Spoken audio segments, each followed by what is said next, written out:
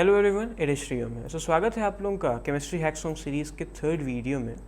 In this series what we are doing is actually sharing some exclusive memorising tips जो हमने अपने time पर बनाई थी और आज आपके साथ शेयर कर रहे हैं। तो एज टोल्ड, आज इस वीडियो में we will be talking about aldohexoses from carbohydrates and साथ में ही ग्रिनियर रिएक्शन के बारे में बात करेंगे कि किसको ज़्यादा रिड्यूस पहले करेगा बाद में करेगा। So we will be talking about that. तो पहले आ जाते हैं, देखिए एल्डोहेक्सोज पे। अब आप कहेंगे कि why only aldohexoses from carbohydrates. देखिए कार्बोहाइड्रेट्स में बहुत तरह के हेक्सोज हैं। अब सबको याद करना हमारे पार्ट नहीं है, हमारा काम नहीं है और वो सिलेबस में भी नहीं है। देखिए जो सिलेबस में हमको वो याद करना चाहिए, जो मेन चीज़ है उनको याद करना है। इसके साथ एल्डोहेक्सोज के साथ हम फ्रक्टोज को अलग से याद करके रखते हैं। ग्लूकोज जैसा लगता है तो फिर हाँ उसको याद करना ही करना है। तो देखिए वो तो हम काम अलग से करेंगे, बट एल्डोहेक्सोज के जो ये 8 एल्डोहेक्सोज हैं इनको याद करना बहुत इंपॉर्टेंट है। मैंने आपके सामने चला दिया है, आप एक काम कर सकते हैं, आप इनको लिख लें और फिर एक बार वीडियो देख लें, या एक बार काम कर सकते हैं आप इसको देखते रहें, आप इसको यूज़ कर सकते हैं। देखिए इसमें फर्स्ट ऑफ ऑल मैं कुछ चीज़ें बताऊँगा आपको।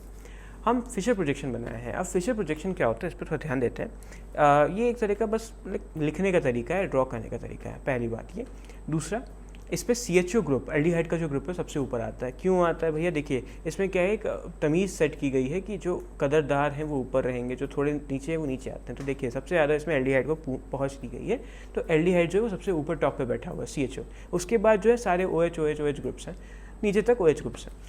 तो अब देखिए इसमें क्या है, 4 जो हैं, अगर आप ध्यान से देखेंगे, अगर कायरल कार्बन जो है सिर्फ 4 ही हैं। एल्डोहेक्सोज में सिर्फ 4 ही कायरल कार्बन हो सकता है। हेक्सोज हम बोल रहे हैं तो कितने होंगे? 6 कार्बन, बट इनमें से एक तो एल्डिहाइड में चला गया और साथ में एक टर्मिनल एल्कोहलिक ग्रुप है, तो वहाँ पर 2 H हो जाएंगे, तो उसकी वजह से वो कायरल नहीं हो पाएगा। So we have just 4 chiral carbon.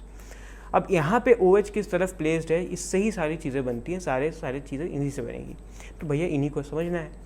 तो देखिए इसमें जो दूसरी चीज़ इंपॉर्टेंट है वो ये है कि जो 4th कायरल कार्बन है ना, जो चौथा कायरल कार्बन है, अगर ऊपर से देखें तो 5वां कार्बन एटम है, उसमें जो है वो भी कायरल है। तो कायरल है तो यहाँ पे OH और H की पोजीशन मैटर करती है, और इसी को बाय कन्वेंशन हम मान के चलते हैं। अगर यहाँ पर OH राइट हैंड साइड में प्लेस्ड हो कार्बन के, देन यहाँ पे हम कहेंगे the compound is D।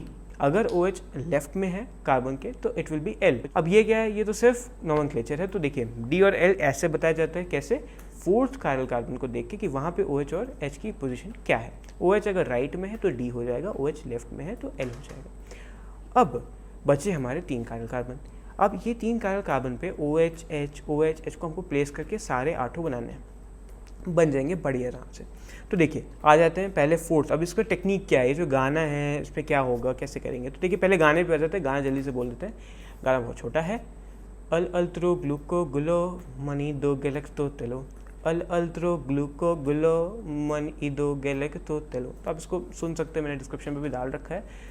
Al अल्त्रो ग्लूको Gulo money दो गैलेक्स तो तेलो, ठीक है। तो अब इसमें करना क्या है, ये तो गाना हो गया। अब साथ में आप जब भी ये गाना लिखेंगे, अल अल्त्रो ग्लूको गुलो मनी दो गैलेक्स तो तेलो, तो आपको क्या करना है, उसके बाद आपको कुछ चीज़ लिखनी है। नीचे आप अल के नीचे लिखेंगे Na, नथिंग, Na।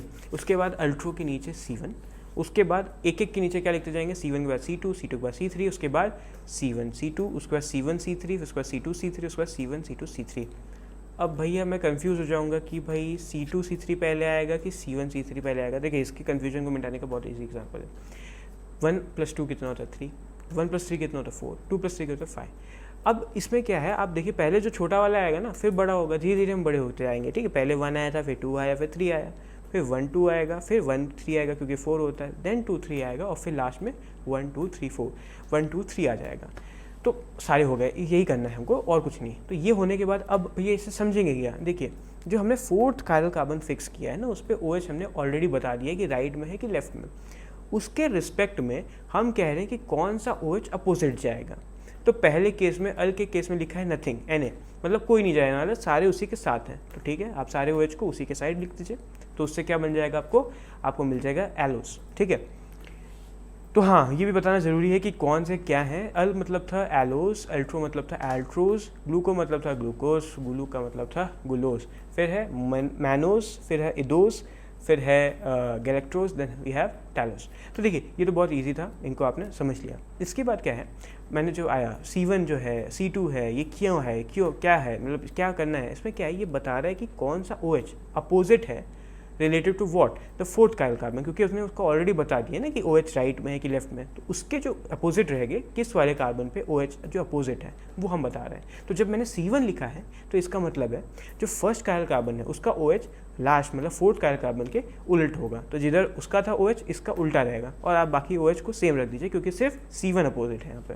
तो क्या है C1 अपोजिट, फिर C2 अपोजिट, C2 अपोजिट में क्या होगा, सिर्फ C2 वाला OH अपोजिट रहेगा फोर्थ के, बाकी सारे उसके साथ रहेंगे। C3 में क्या होगा, C3 वाला अपोजिट हो जाएगा, बाकी साथ में रहेंगे। C1 C2 में क्या होगा, C1 और C2 दोनों ही अपोजिट रहेंगे फोर्थ के, और थर्ड वाला फोर्थ के साथ रहेगा।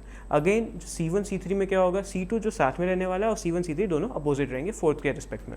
तो सेम ऐसे करते करते आप सारे परम्यूटेशन कॉम्बिनेशन लगा दीजिए और आपको मिल जाएंगे सारे एल्डोहेक्सोज, जो कि हैं कितने हैं, 8 हैं, 8 हैं, 8 आराम से हो जाएंगे याद। दैट्स इट, ये हो गई बात एल्डोहेक्सोज की कार्बोहाइड्रेट से। तो अब आ जाते हैं हमारे GR पे, ग्रिनियार्ड रिएजेंट पे। तो GR क्या होता है, actually it is RMGX, okay. Mg normally +2 hold करता है। तो अब यहाँ पे अगर आप ध्यान से देखें, X क्या है, हेलोजन है, तो हेलोजन तो भैया एक ही नेगेटिव होल्ड करेगा, मतलब यहाँ पे R पे एक नेगेटिव साइन आ रहा है, वाओ। तो अगर R पे नेगेटिव आ रहा है तो क्या होगा, देखिए R पे नेगेटिव आ रहा है तो पहली बात वो इलेक्ट्रॉन रिच है, तो वो न्यूक्लियोफिलिक सेंटर पे अटैक करना चाहेगा, पहली बात। तो क्या बन रहा है, वो न्यूक्लियोफाइल बन रहा है, ओके। देन सेकंड क्या है, देखिए माइनस बहुत ज़्यादा है, माइनस अगर ज़्यादा है तो क्या पॉजिटिव को अट्रैक्ट करेगा, हाँ करेगा। क्या करेगा, वो पॉजिटिव को छीन लेगा। कैसे पॉजिटिव को छीनते हैं, H+ क्या है, प्रोटॉन, तो प्रोटॉन को छीन लेगा। तो ये काम किसका है, ये बेस का काम होता है कि बेस क्या करता है, OH डोनेट भी करता है, बट क्या कर सकता है, वो H+ को एब्स्ट्रैक्ट भी कर सकता है। तो दैट इज़ कि यहाँ पे R जो अल्काइल ग्रुप है, ये अराइल ग्रुप है, वो किसका काम करेगा, कुछ नहीं, वो काम करने वाला या तो देखिए न्यूक्लियोफाइल का कर सकता है या तो बेस का, दोनों में से। अब वो कौन सा करेगा वो तो बताएंगे ही, वो जो बात है उसकी ज़्यादा चर्चा हम तब करेंगे जब हम GR की सीरीज़ ले जाएंगे, क्योंकि देखिए ग्रिनियार्ड रिएजेंट को अगर मैं बोलना चाहूँ तो ये बादशाह है, हर जगह यूज़ होता है।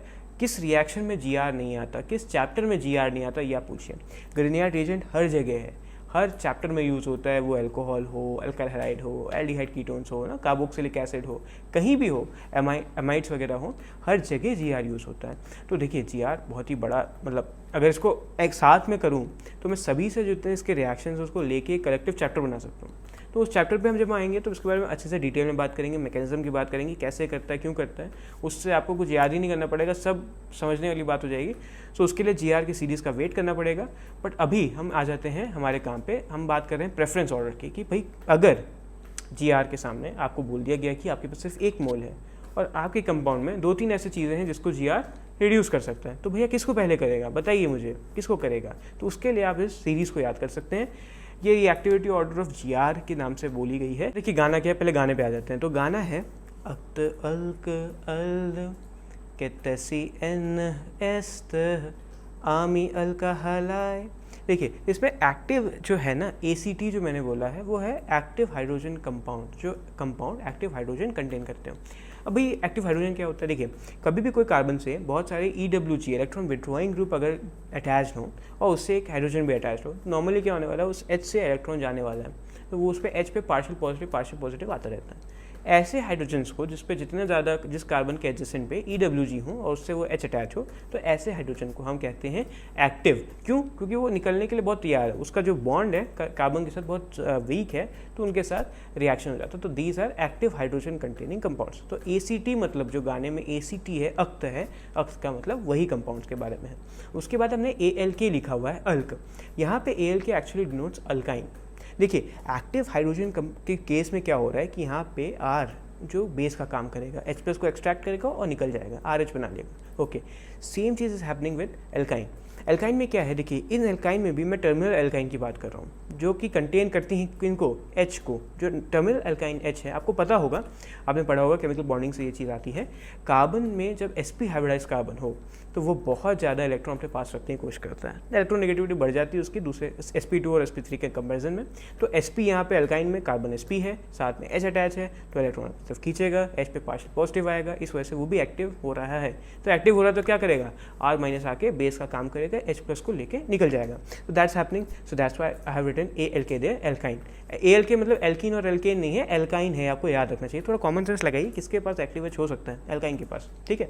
इसके बाद है ALD मतलब एल्डिहाइड, बहुत सिंपल है। कीटोन मतलब केट मतलब कीटोन है, SC मतलब था एसाइल हैलाइड, ठीक है। और उसके बाद ANH मतलब एन, मैं उसको एन बोल रहा हूँ तो एनहाइड्राइड है, ठीक है। एस तो मतलब एस्टर है, और फिर अमी मतलब अमाइड है, उसके बाद अल्काइल हैलाइड मतलब अल्काइल हैलाइड है ही। तो ये बहुत ईजी चीज़ थी।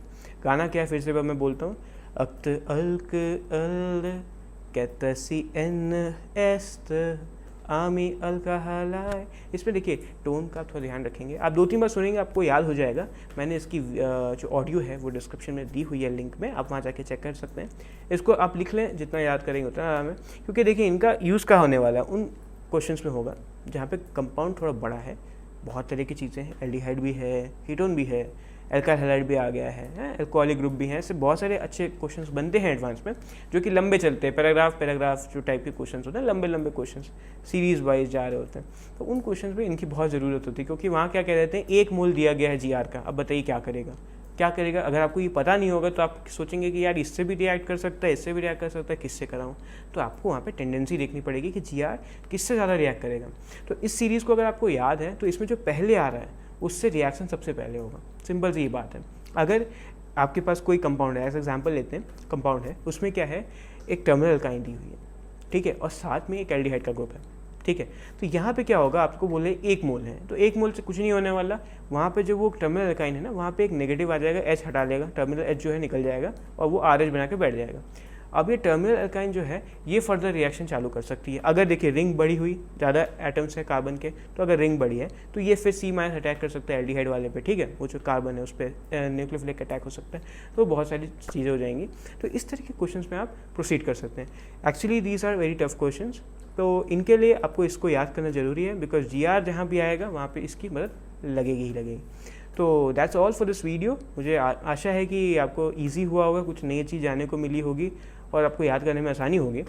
तो ये थी हमारी 3rd वीडियो केमिस्ट्री हैक्सॉन्ग सीरीज़ पे। एक 4th वीडियो और पेंडिंग है। एक्चुअली हम थोड़ा लेट होते जा रहे हैं, हमारे मतलब जो तय शेड्यूल था वो बहुत जल्दी कंप्लीट करने का था, but we are actually very late. इसमें मैं माफ़ी चाहूँगा सबसे, बट थोड़ी मेडिकल इश्यूज़ थी, इस वजह से मुझे थोड़ा सा डिले करना पड़ा इन चीज़ों को। बट कोई नहीं, अभी फिर ठीक है, मेडिकेशंस पे हैं, ऑल राइट। आपका अरमा आपका नाम मेरा तराना और नहीं। ये वीडियो जल्दी कंप्लीट करके आपके पास अपलोड करने की कोशिश रहेगी, ठीक है। तो मिलते हैं अपनी अगली वीडियो में, तब तक के लिए नमस्कार।